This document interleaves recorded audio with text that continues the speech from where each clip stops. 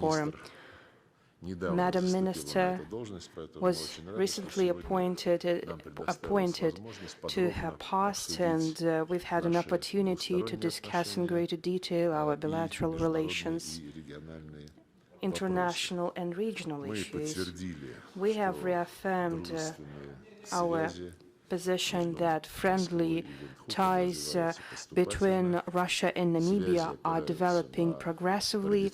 They are based on principles of equality, solidarity, mutual respect, and support that are traditional for our relations. And we appreciate that our Namibian friends remember about assistance that the Soviet Union provided to them during their struggle against colonialism and in the creation of their statehood. We welcome the intention of a new Namibian leadership and personally the President Netumbo Nandi-Ndaitwah to enhance relationship with Russia. We spoke in favor of increasing the dialogue, especially at the high and highest levels, and we are interested in resuming the practice of holding regular consultations on foreign policy that we had, and after that we had a break due to the coronavirus outbreak. But today we have agreed with Madam Minister to resume this practice at the level of deputy foreign ministers of Russia and Namibia and at the level of the directors of departments, relevant departments of our foreign ministries. We also mentioned close contacts between legislative bodies of our countries, the Federation Council and the National Council of Namibia, act in line with the relevant agreement and develop their cooperation in line with this document. Both chambers of our parliaments have friendship groups. They exchange visits on a regular basis. Russian and Namibian MPs participate in the observation of elections at different levels in our countries. I believe that's quite a useful practice. We commended the cooperation between our political parties in February 2024. The Southwest Africa People's Organization, SWAPO, supported the initiative of the All Russia Political Party, United Russia, to establish the forum of supporters of the struggle against modern practices of neocolonialism. And a month ago, United Nations General Assembly proclaimed December 14th as the International Day Against Colonialism in all its forms and manifestations. We believe that it is an extremely important decision because after our African friends obtained political independence, they were still dependent on the West from the economic point of view, but we still see that this process is getting even worse. That's why it is important to talk about such issues in our international agenda and our party structures. Both SWAPO, United Russia, and other political parties of the Russian Federation are working actively in this stage of fighting against all forms of colonialism and neocolonialism that are being revived actively by the West. We also agreed to make additional efforts to ramp up trade and economic cooperation. Madam Minister discussed these issues with Yuri Trutnev, Deputy Prime Minister of the Russian Federation. Together, they are leading the Intergovernmental Commission on Trade, Economic and Technical Cooperation and Scientific Cooperation. They also had productive talks in the state corporation Rosatom. And this discussions in Moscow have shown that the promising areas of cooperation include geological exploration, extraction and processing of mineral resources, including uranium, power energy, agro-industrial complex, fishing, and this Intergovernmental Commission that I mentioned earlier met in Moscow in 2024, and another meeting should take place in Windhoek, and Madam Minister and Yuri Trutnev will discuss the possible date of the next meeting. We believe that in preparations for this important meeting, we need to formulate, both by Russia and Namibia need to formulate specific proposals in order to broaden the participation of Russian companies in economic and infrastructure projects in Namibia. Many Russian companies are interested in developing cooperation and in participating in various projects, and we are going to support them. Another area where we have good prospects for cooperation, and we have made some progress already, I'm talking about healthcare, staff training, which is an important element of our cooperation. Thousands of Namibians studied in Russia, in the Soviet Union, and we are continuing this practice. We discussed our contacts in culture, sports. Madam Minister had quite interesting initiatives in that field, as well as tourism. It's another sector which has good prospects for cooperation. We have reaffirmed our readiness to provide assistance to our Namibian friends at international venues, in particular in providing humanitarian aid through the UN World Food Programme. We agreed that we have made success in establishing the Russia-Africa Partnership Forum, and we have commended the outcomes of the second ministerial conference. I recall that we met in Cairo on December 19th and 20th, and we emphasized the importance for providing the substantive content for the agenda of the third Russia-Africa Summit. It was organized for the first time in Sochi in 2019. The second summit took place in St. Petersburg in 2023, and now we are talking about organizing the third Russia-Africa Summit in 2026.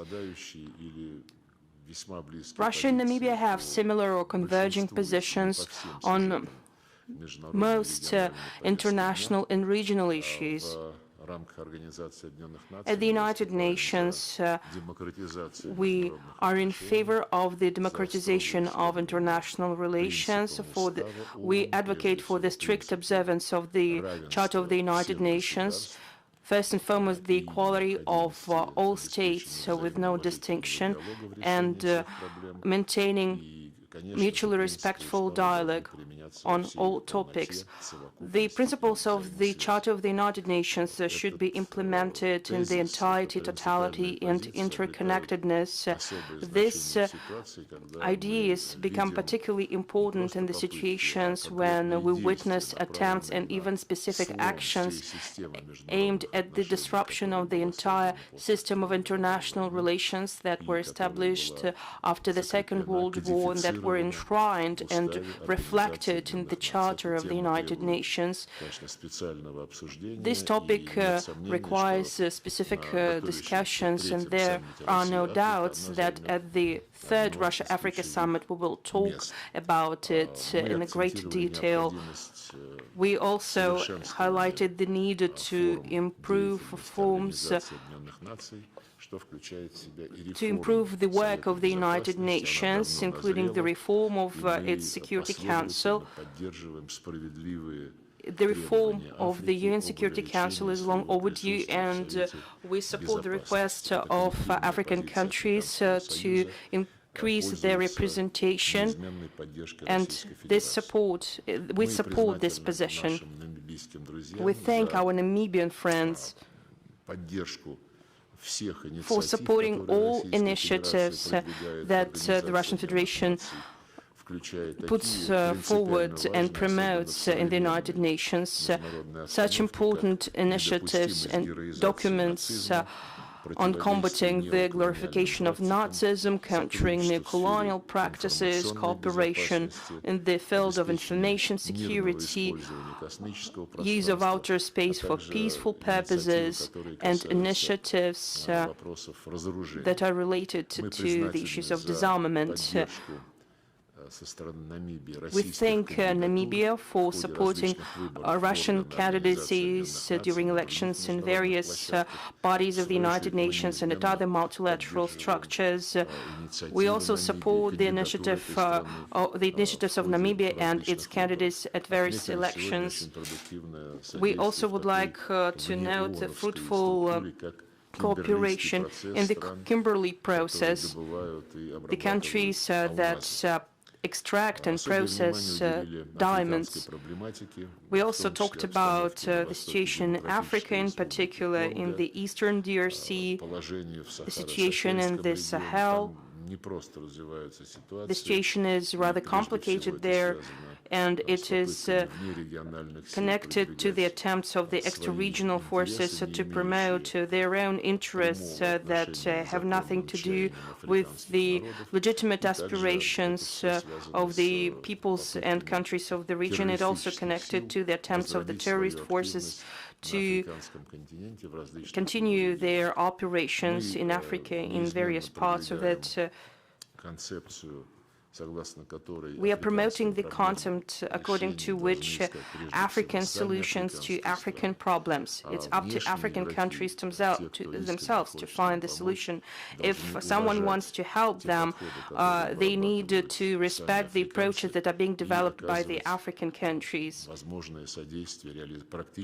And they need just to provide assistance in the practical implementation of these approaches.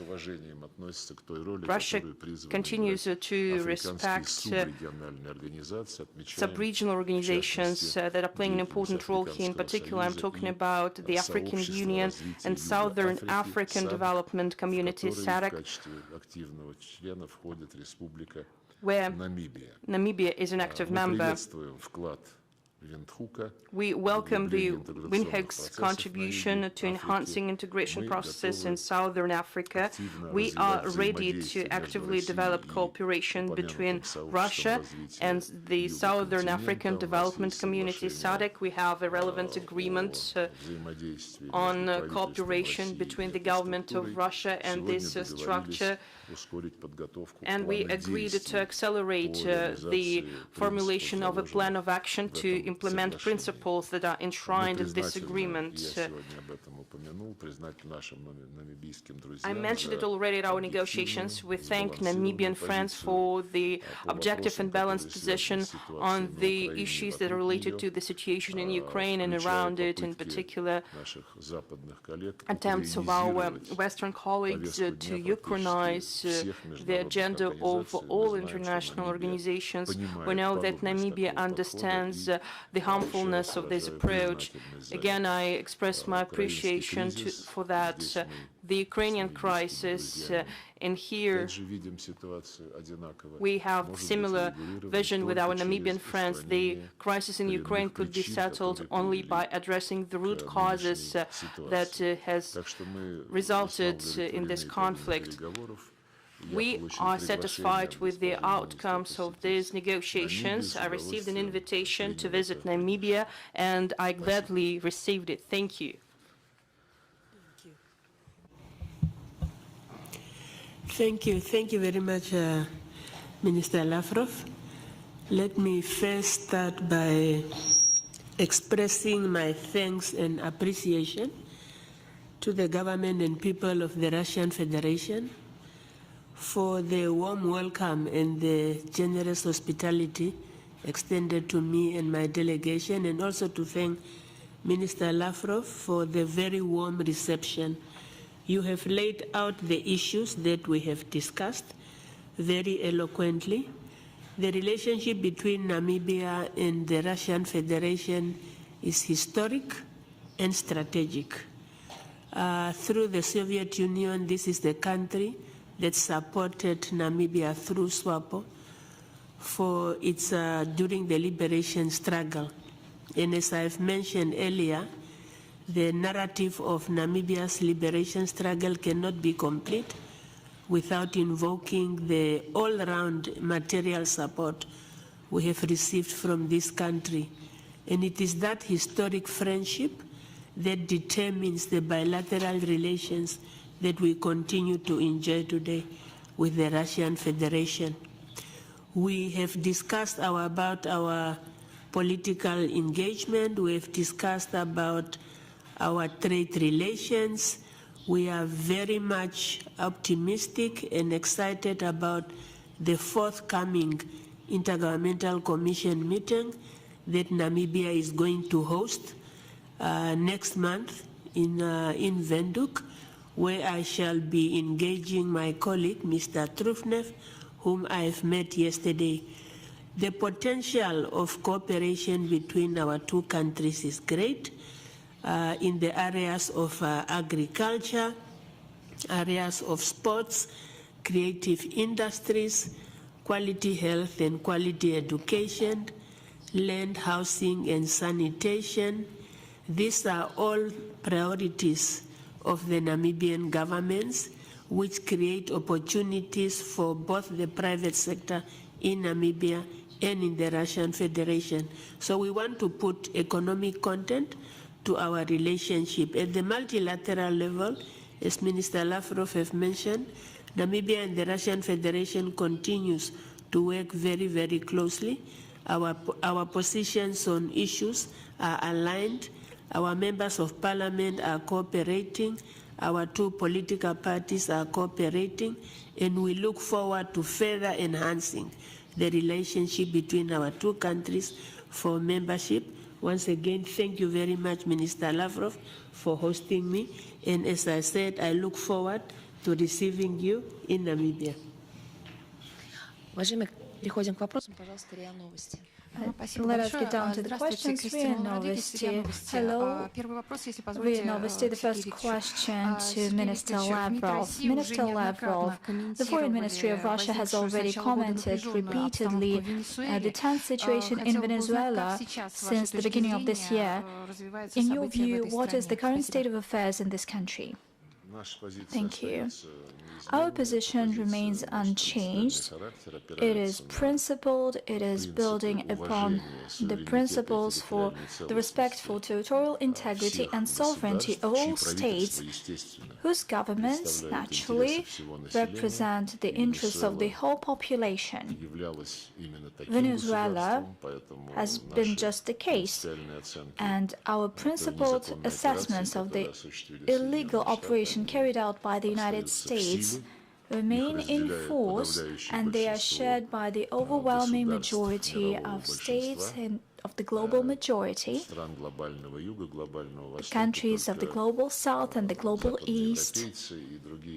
Only Western Europeans and other allies of Washington try to shamefully avoid the principled assessments, although everybody understands that we're talking about flagrant violation of the international law, and overall other actions that we see in the international arena testify to an attempt, or rather the policy of our American colleagues, to destroy the whole system that has been established for many years with their direct involvement. I'm not just talking about the UN agencies and entities, but also the principles of model of globalization that was introduced by the United States itself. They made reference to such mottos as a free market, fair play, the inviolability of property, and many other things. And actually it has now starting to being dismantled. We are seeing the fragmentation of the global economy. When it comes to Venezuela, we enjoy a long history of good and strategic relations. We are committed to the arrangements that were reached, and naturally it is with great interest, concern and affinity that we see and witness how the Venezuelan leadership champion their rights and independence. At the same time, they are flexible and they express their readiness for a dialogue with the United States. Delcy Rodriguez, acting president, has repeatedly made statements on that, bearing in mind that such a dialogue should have the form and the content that is based on the principles of equality, mutual respect, and abandoning the unilateral means of diktat in politics, or let alone coercive measures, illegal measures.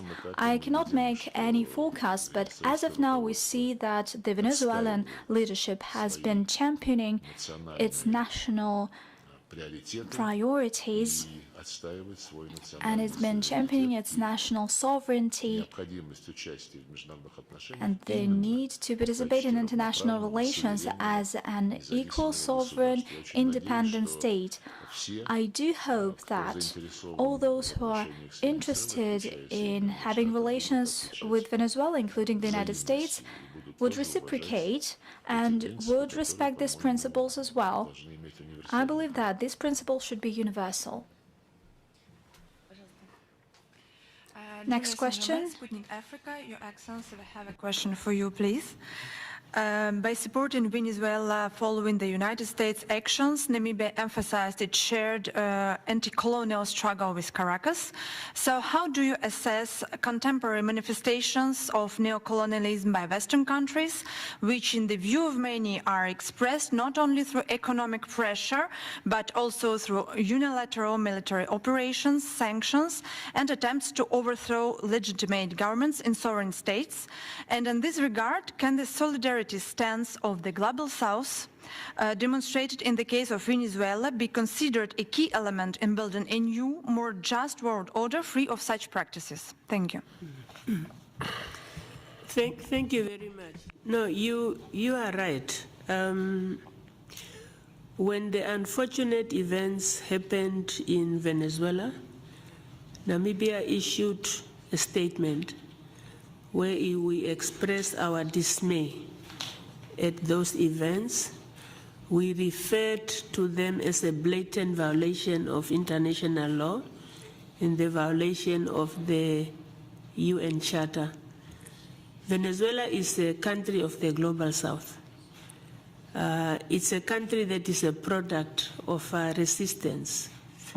And that's why in our statement we made the reference to the declaration of granting independence to colonial territories.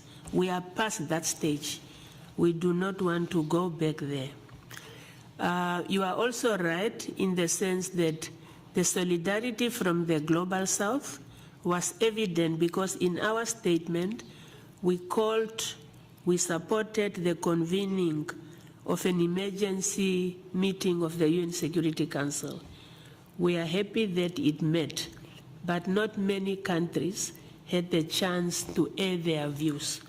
Yes, the voice that we have as countries of the Global South, also the Global East, is our voice. That's our weapon for us to come out strongly in defense of international law and the United Nations Charter. And we hope that the Global South will stand together with the people of Venezuela. According to our constitution, our foreign policy stands on peaceful solution of disputes, and that is what we are going to continue to emphasize. Thank you. Следующий вопрос, пожалуйста. Next question, TASS Agency. Hello, Pavel Tukanov, TASS Agency. Minister Lavrov, I had the following question. Donald Trump announced the 25% tariffs against all countries cooperating with Iran. What's your take on this statement? And in your view, can this statement make an impact on bilateral relations between Moscow and Tehran? I do not think that any third country could change in principle the relations between Moscow and Tehran. They are building upon arrangements that were reached between presidents of Russia and President of the Islamic Republic of Iran, and they meet the interests of the two states, two peoples, and it is reflected in a host of practical material projects such as the construction of Bushehr nuclear power plant, the implementation of plans in transport infrastructure, such as international North-South corridor, and many other issues on the agenda of Russia-Iran relations, and that are of special importance, including for the development of the whole region, the Eurasian continent. Naturally, when the United States starts acting solely and exceptionally ignoring all the norms that the Americans have been advocating and promoting, the model that they called globalization. And as I've already mentioned, after that they abandoned all their principles, and this gives food for thought. This makes us believe that our American colleagues might not be reliable when they act in such a way, and betting on the following: wherever there is oil or some other important strategic natural resources, and thinking about advancing only its own interest, using threats and direct pressure, namely tariffs. For instance, partners of Iran see the 25% tariffs. When it comes to Russia, there is the Senator Lindsey Graham. He is listed in the relevant Russian lists, and recently he's been quite active. He's been promoting the 500% tariff initiative with all countries that trade with Russia. Naturally, you can smile about it, you can be angry about that, you can reject that, but I believe that we simply need to keep on working and implementing the arrangements that we have with Iran, that Russia has with all its trade and economic partners. When such a strong country as the United States is acting with such malevolent means and using unfair play, it only says that the competitive position of the United States has been gradually becoming worse. Probably there are some more fair ways to champion its own position rather than a direct discriminatory use of sanction leverage. This cannot last for long. This would lead to even a more severe crisis in international economic, international political relations, and in the dialogue that we have with Washington, that we want to continue. We talk about that frankly, and we frankly discuss the need to sort out the mess when it comes to the means that are applied in the international arena. Thank you. And a recapping question, Zvezda. Andrei Vakul, Zvezda TV channel. A question to Minister Lavrov. Reportedly, U.S. presidential envoy Steve Witkoff, together with Kushner, are going to come to Moscow shortly to meet Vladimir Putin. How would you comment on that? And what does Moscow expect from the new round of consultations on Ukraine? Is there any progress on Ukraine? President Putin, over the past weeks, during various events, has repeatedly reaffirmed our position. We are open for negotiations on Ukraine, provided that these negotiations are serious, and provided that people that are interested in such negotiations are indeed ready for them and they have something to say. I would like to highlight why I believe that all initiatives should be serious. Recently, President Macron has once again claimed that he would definitely call Putin in the upcoming weeks. It's not the first time he says that. Well, for starters, we are all adults, and when adults take official positions, and especially when they want to discuss war and peace, probably you should suggest having the relevant contacts.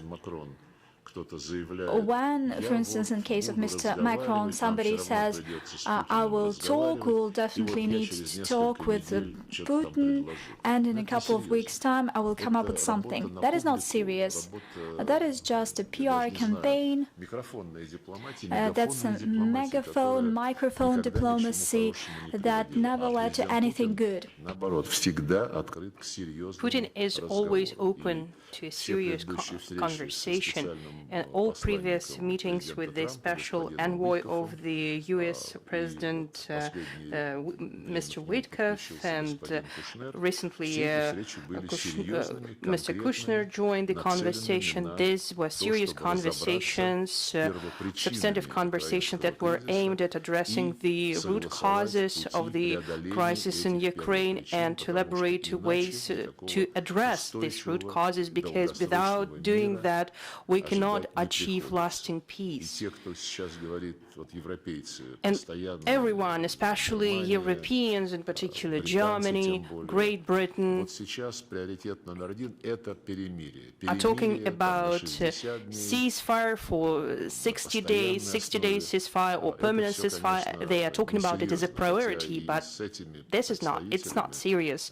But we are ready to have a conversation with these representatives. But when they are talking about ceasefire and everything else is secondary, why are they doing that? They want just to buy time in order to support the Kiev regime, to keep the Kiev regime in power.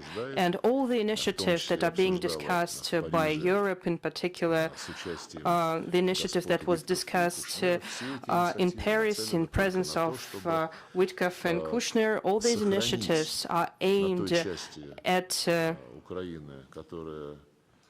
keeping in the part of Ukraine that they hope will remain after the crisis is settled. They want to keep the Nazi regime that obediently carries out the will of the Brussels, of the European Union, or the will of NATO. Brussels is interested in preparing to war with Russia. That's what our European colleagues want. But judging from our previous contacts with the United States, starting from the US-Russia summit in Anchorage and following the subsequent contacts with Witkoff and Kushner, we see that the United States understand that such scenario is unrealistic. They want to curb any attempts to drag Ukraine into NATO. They understand that without addressing the issue that is related to the fate of people that live in Crimea, Novorossiya, and in Donbass, who categorically reject the Kiev regime, and that's why they expressed their position to accede to Russia. Without addressing this issue, we won't achieve anything good, and Americans perfectly understand that. We are open to contacts with Mr.